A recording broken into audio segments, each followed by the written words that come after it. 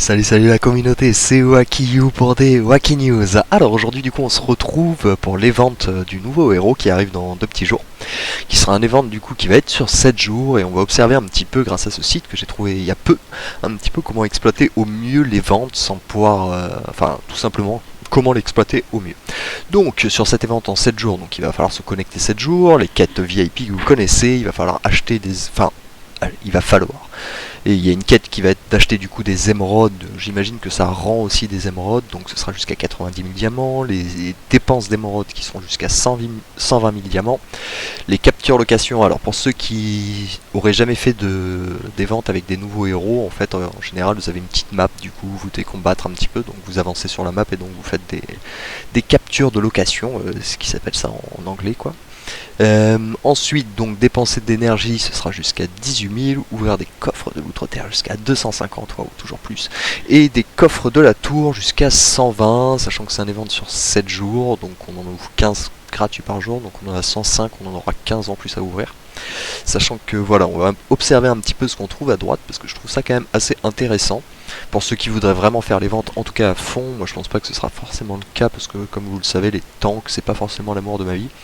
Donc, bon, forcément sur 0 diamant dépensé, on voit que c'est pas très rentable.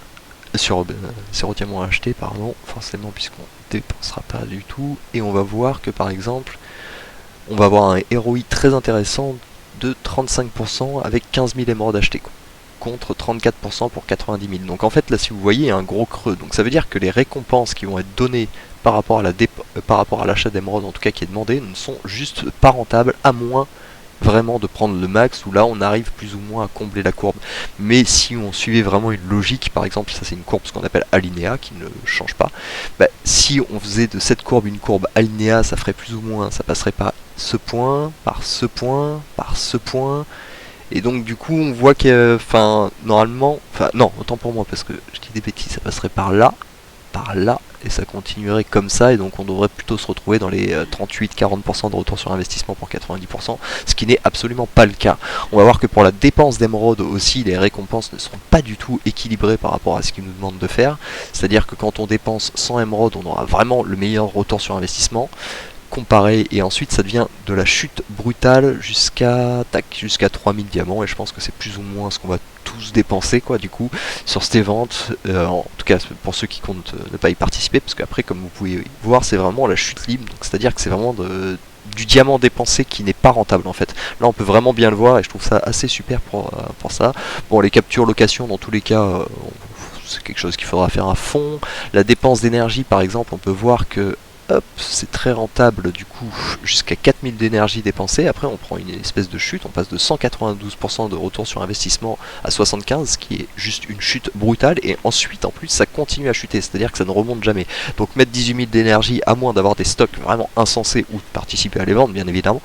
ne sera pas du tout rentable ici. Et effectivement je pense que pour 4000 d'énergie vous aurez vraiment le meilleur retour sur investissement sans investir dans les ventes, en gros c'est ça que j'essaie de dire.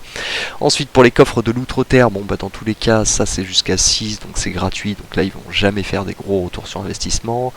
donc on en ouvrira 21, donc jusqu'à 20 forcément on n'a pas de pump, et ensuite on a un pump du coup à 50, donc ça pourrait être rentable d'en ouvrir une petite trentaine pour pouvoir, c'est là qu'on aura en tout cas les meilleures récompenses, et après comme d'habitude on peut voir que c'est la chute libre sur le retour sur investissement. Et les tower chests, donc là c'est pareil, c'est gratuit, donc dans tous les cas ils augmentent pas, et d'un coup on passe de 16 tout le long à 64, donc là par contre vraiment la dépense de diamants se vaut largement, hein, quand on passe les 60% de ROI, c'est quelque chose qui est assez fort, hein, comme on peut voir, ici on ne les passe pas, ici non plus, donc ici il est vraiment la dépense des 15 coffres que vous allez devoir ouvrir en plus, parce que ce sera seulement 15 coffres si on en ouvre 105 gratuitement en 7 jours. Donc du coup là vraiment c'est une quête sur laquelle il va pas falloir hésiter. Voilà, donc du coup je pense qu'on a fait le tour. Dans tous les cas je reparlerai un petit peu du nouveau héros quand il sera sorti, mais voilà, vous connaissez mon avis sur les tanks, je suis pas non plus un grand fan, donc il y a des chances pour que je ne sois pas très fan de ce héros. Mais bon, on verra bien. Bon écoutez, en tout cas si la vidéo vous a plu comme d'habitude, n'hésitez pas à lâcher un petit pouce et à vous abonner, et on se retrouve très bientôt. Allez, ciao ciao.